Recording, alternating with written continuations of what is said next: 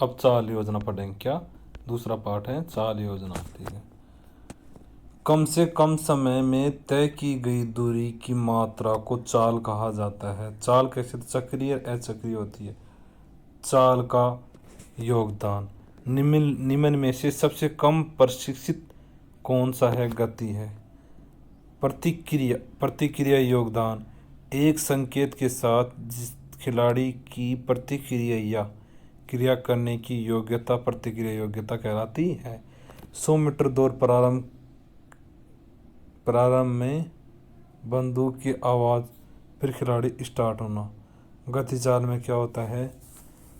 एक गति क्रिया को कम से कम समय में करने की योग्यता को गति चाल कहा जाता है। कुश्ती पहलवान कितने समय में दांव खेलता है। त्वरण योग्यता जब खिलाड़ी क्या कहता है। जब खिलाड़ी धीमी गति या स्थिर स्थिति से प्रचालन के उच्च स्तर को प्राप्त करता है तो इसे त्वरण योग्यता कहा जाता है। 100 मीटर दौड़ बास्केटबॉल आदि। प्रचलन योग्यता जब खिलाड़ी लंबी दूरी या अवधि तक उच्च चाल से गति करता है तो प्रचलन योग्यता कहलाती है। जैसे मध्यम व लंबी दूरी दौड़। चाल सहनशीलता थकान की स्थिति में उच्च चाल से गति करने की योग्यता चालशीलता कहलाती है। आगे चलते हैं। गति आवृत्ति में क्या होता है। किसी गति क्रिया को दोहराने की प्रक्रिया गति आवृत्ति कहलाती है। चाल योग्यता की विकास की विधियां। प्रतिक्रिया योग्यता में कौन सा है। साधारण प्रतिक्रिया योग्यता पुनर्वर्तन विधि और अंश विधि तथा संवेदी विधि साधारण विधि। जटिल प्रतिक्रिया योग्यता का विकास संकेत अस्पष्ट अदृश्य प्रतिक्रिया बास्केटबॉल में मूवमेंट किया जाता है। ठीक है। त्वरण योग्यता का विकास अप्रत्यक्ष लचीलापन तकनीकी विस्फोटक शक्ति के विकास द्वारा होता है। प्रत्यक्ष तौर पर छोटी दूरी की तीव्र दौड़ द्वारा। प्रचलन योग्यता का विकास अधिकतम चाल से मंद चाल की ओर क्रिया की जाती है। विंड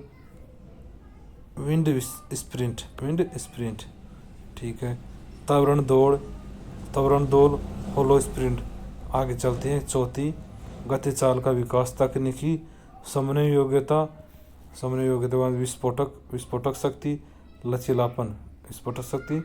और लचीलापन आता है। ठीक है। चाल सहनशीलता का विकास कौन कौन सा आता है। उत्तरावर्ती विधि 400 मीटर से 600 मीटर। अंतराल विधि 8 से 10 स्टेशन। लचीलापन योग्यता अधिकतम आराम या परास के साथ क्रिया करने की योग्यता लचीलापन कहलाती है। जोड़ पर आधारित क्रिया की अवसादित करने की सहायता होती है। लचीलापन अधिक आयाम या परामर्श के साथ क्रिया करने की योग्यता लचीलापन कहलाती है। यह शरीर के जोड़ पर अंग की क्रियाशीलता से निर्धारित होती है। लचीलापन यह खिलाड़ी की क्षमता में वृद्धि करता है तथा चोट की संभावना को भी कम करता है। लचीलापन के प्रकार क्रियाशीलता लचीलापन में क्या आएगा। बिना किसी बाहरी सहायता से किसी गति को वृद्ध आयाम परामर्श करने की योग्यता क्रिया लचीलापन कहलाता है। अक्रियाशील लचीलापन गति का कम करने के दो प्रकार होते हैं। गतिशील लचीलापन और स्थिर लचीलापन। गतिशील जब शरीर गतिशील अवस्था में वृद्ध आयाम के साथ जोड़ पर गति करता है तो इसे गतिशील लचीलापन कहा जाता है। जैसे हर्डल जंप होगा।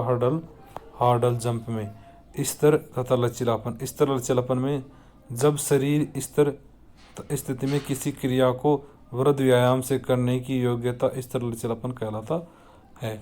आगे चलते हैं। स्थिर लचीलापन दो प्रकार के हैं। सामान्य लचीलापन यह शरीर के जोड़ों का लचीलापन हो जैसे घुटने के जोड़ पर लचीलापन। विशिष्ट लचीलापन यह खेल विशेष स्थिति में आवश्यक आयाम के साथ गति की योग्यता शिक्षण लचीलापन होता है। हर्डल जंप में कुल्ले के जोड़ का लचीलापन, वॉलीबॉल में सर्विस के कंधे के जोड़ का लचीलापन होता है। आगे चलते हैं। जेवलिन थ्रो में थ्रो के कंधे पर कली का विकास होता है। स्तर सामान्य विशिष्ट लचीलापन। लचीलापन विकास की विधियां लयबद्ध खिंचाव विधि बैलिस्टिंग गतिशील लचीलापन के लिए उपयोगी है।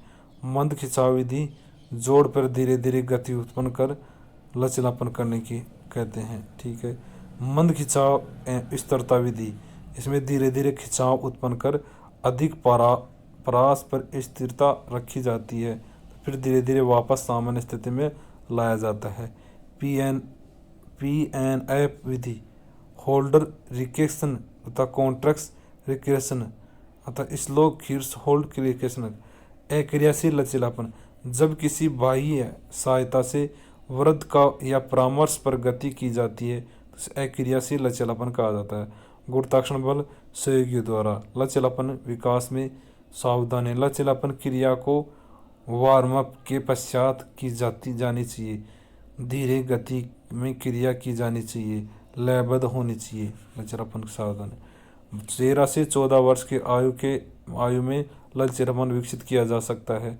लचीलापन की क्रिया को साथी के साथ क्रिया करनी चाहिए। समन्वय योग्यता, समन्वय योग्यता ऐसी योग्यता है जो किसी खिलाड़ी की क्रिया को सुचारू एवं प्रभावशाली ढंग से करने की योग्यता बनाती है। समन्वय योग्यता, जब खेल की क्रिया को प्रभावपूर्ण तरीके से करने में सहायक होती है।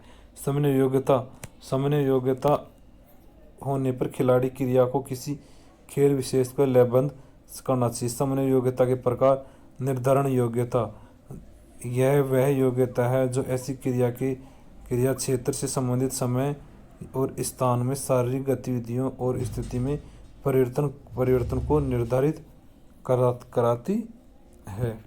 आगे चलते हैं। स्थिति में परिवर्तन को निर्धारित कराती है। और गेंद खेल, टीम खेल, बास्केटबॉल। प्रतिक्रिया योग्यता, जब एक संकेत के साथ प्रतिक्रिया की जाती है तो उसे प्रतिक्रिया योग्यता कहा जाता है। जैसे स्प्रिंट स्टार्ट, तैराकी में स्टार्ट। संतुलन योग्यता, खेल गतिविधियों में संतुलन बनाने तथा बाधा उत्पन्न होने के पश्चात पुनः संतुलन बनाने की योग्यता संतुलन योग्यता कहलाती है। जैसे निशानेबाजी, तीरंदाजी, जिम्नास्टिक में, जेवलिन थ्रो में आदि। अनुकूलन योग्यता, परिवर्तन परिस्थितियों में गतिशील गतिविधियों के दौरान प्रभावशाली परिवर्तन करने की योग्यता अनुकूलन योग्यता कहलाती है। निर्धारण प्रतिक्रिया योग्यता है। युग्मन योग्यता, अब देखते हैं एक बार योग्यता के सारे प्रकार। ठीक है, मैं 5 प्रकार के दे रखे इसमें। निर्धारण योग्यता हो गई, फिर दूसरी प्रतिक्रिया योग्यता हो गई, तीसरी संतुलन योग्यता हो गई, चौथी अनुकूलन योग्यता, और आगे युग्मन योग्यता। यह वह योग्यता है जो किसी क्रिया में शरीर के विभिन्न अंगों को संयुक्त करते हुए क्रिया करने की योग्यता युग्मन योग्यता कहलाती है। जैसे जिम्नास्टिक, भिड़ंत खेलों में। पृथक योग्यता, यह गामक क्रियाओं में बचत तथा गामक क्रियाओं के परिवर्तन से संबंधित होती है। ठीक है, आगे देखते हैं। तालबद्ध योग्यता, बारिश, संगीत या लय के साथ क्रिया करने या क्रिया में बदलाव की योग्यता होती है। जिम्नास्टिक में फ्लोर व्यायाम, स्केटिंग विकास की विधि थी। विभिन्न शारीरिक क्रियाओं के साथ अभ्यास परंपरा की जाती है। सामान्य व्यायाम, सामान्य है विशिष्ट व्यायाम होते हैं। खेलों की गतिविधि का सटीक होता है। सामान्य से जटिलता क्रिया के द्वारा संयोगों का विकास, क्रिया में को बदलाव।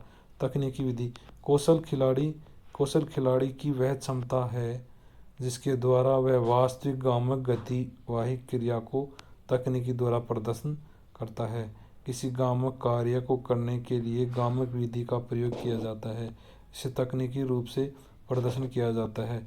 तकनीकी व्यक्तिगत होती है। तकनीकी के 3 चरण होते हैं। कौन कौन से चरण होते हैं? प्रथम तकनीकी चरण की त्रुटियों को देखी जाती है। प्रथम, द्वितीय, 3 चरण होते हैं। क्या था प्रथम चरण में, इसमें टूटियों को देखा जाता है, टूटियों को, किसको, टूटियों को देखी जाती है। यह तकनीकी भूमिका से प्रारंभ होता है तथा एक समन्वय पर समाप्त होती है। यह टूटी एक व्यक्तियों का समावेश होता है। तकनीकी प्रभाव के लक्षण, लयबद्ध का अभाव, बल प्रयोग होने पर टूटी होना। ठीक है। खिलाड़ियों में मांसपेशियां तनाव होने के कारण थकान उत्पन्न होती है। क्रिया में प्रभाव बल के कारण गिर जाता है। तकनीकी द्वितीय चरण, तकनीकी में एक समन्वय से अच्छा समन्वय की प्राप्ति पर समाप्त होता है। मानक व वास्तविक परिस्थितियों में अभ्यास होता है। तंत्रिका मांसपेशियों समन्वय का विकास होता है, टूटियों को दूर करता है। आगे देते हैं तृतीय, तकनीकी की तृतीय विधि कौन सी है। कठिन से कठिन परिस्थितियों में भी क्रिया का अभ्यास कौशलपूर्ण परिपक्वता प्राप्त की जाती है। मानसिक परिपक्वता प्रदान की जाती है। युक्ति के साथ अभ्यास किया जाता है। युक्ति प्रतिस्पर्धा करने की कला के साथ प्रतियोगिता के दौरान रणनीति के वास्तविक अभ्यास पर क्रिया की जाती है। आगे देखते हैं युक्ति के कारक कौन कौन से थे। खिलाड़ियों को खेल नियम तथा नियमित का ज्ञान होना चाहिए। खिलाड़ी को युक्तिपूर्ण नियमों का ज्ञान होना चाहिए। प्रत्येक खिलाड़ी को मूलभूत तत्वों का ज्ञान होना चाहिए। ठीक है। खेल के अंतर्गत मनोवैज्ञानिक कारकों, कौशल, दक्षता, युक्ति के अंतर संबंध ज्ञान होना चाहिए। निर्णय व दर्शन के व्यवहार का ज्ञान खिलाड़ी को स्वयं युक्तिपूर्ण अभ्यास का ज्ञान होना चाहिए, जिससे मानसिक रूप से समन्वय हो सके। निर्णय पढ़ेंगे, निर्णय के बारे में रुको कुछ टाइम, फिर करते हैं निर्णय के बारे में। ठीक है बच्चों, समय। ठीक है। निर्णय क्या होता है, किसी प्रतियोगिता का सफल संचालन तथा खेल नियमों अनुसार संचालन के लिए आयोजित समिति द्वारा विशेष व्यक्तियों की नियुक्ति की जाती है, जिन्हें निर्णायक कहते हैं। प्रतियोगिता केवल नियमों अनुसार संचालन प्रतियोगिता को निर्णय कहते हैं। निर्णय के सिद्धांत, खेल का सूक्ष्म अवलोकन का, नियम का सूक्ष्म से पूर्ण ज्ञान, साधनों का सफलतापूर्वक प्रयोग, नियमों का क्रियान्वयन, समन्वय के साथ कार्य, उचित समय पर निर्णय के गुण कौन कौन से आते हैं। शारीरिक स्थिति, निष्पक्ष व्यवहार, आत्मविश्वास एवं दृढ़ और सभ्य और शांत व्यवहार, गतिविधियों का आनंद प्राप्ति।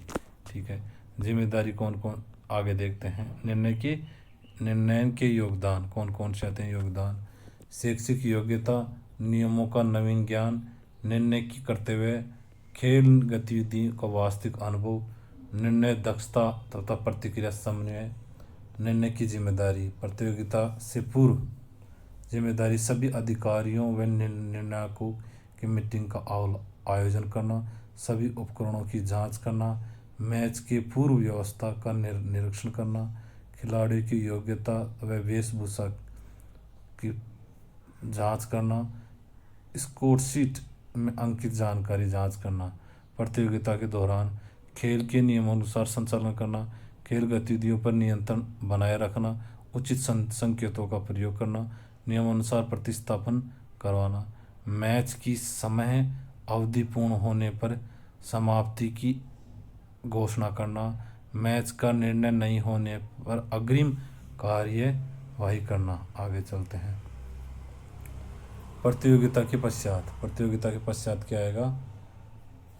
मैच समाप्ति पश्चात स्कोर शीट जांच करना, स्कोर शीट के आधार पर मैच विजेता की घोषणा करना, स्कोर शीट पर टीमों के कप्तान खिलाड़ियों का हस्ताक्षर लेना, सभी उपकरणों की व्यवस्था सुनिश्चित करना, खिलाड़ियों पर अनुशासनात्मक कार्यवाही को सुनिश्चित करना, प्रोजेक्ट की कार्यवाही सफल करना।